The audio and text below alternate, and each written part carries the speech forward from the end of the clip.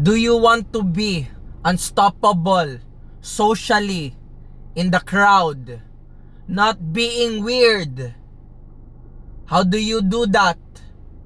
That comes from your personality, your perspective on yourself. We call it inner game. And there's also outer game, which is your physical movement, your physical words that you use to create communication. It's about communication. How you communicate to yourself. Am I good? Am I blessed? Am I abundant? Am I not in scarcity? Or the other way around. You cannot heal this by just talking about it. It is about through action. You need to use action to manifest that desired reality.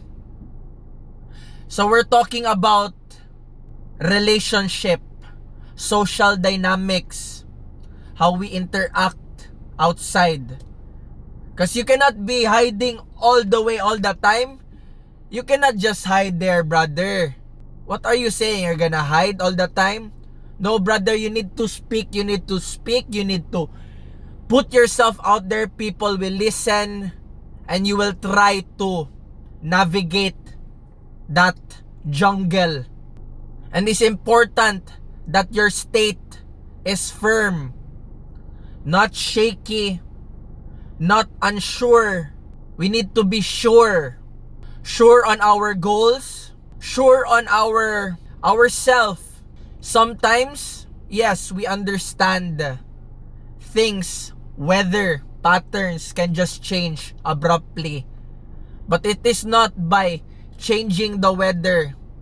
It is being in the eye of the storm, unfazed, unbothered, unbrothered. So look, where are you in your stage right now? Are you locked up in the matrix and you forgot how to communicate because you have the perspective of your hierarchy of you being in the matrix?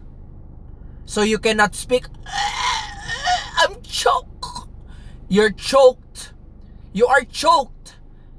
Not just spiritually, you are choked physically. Because you are listening to the hierarchy of standards, following the alpha, and I'm a beta, I cannot speak. You try to hide. You try to lower down. What's the benefit of that? You will not get the benefit of a sister. I tell you that. If you want to have sister, you need to be out there, alpha male. Blessed and love.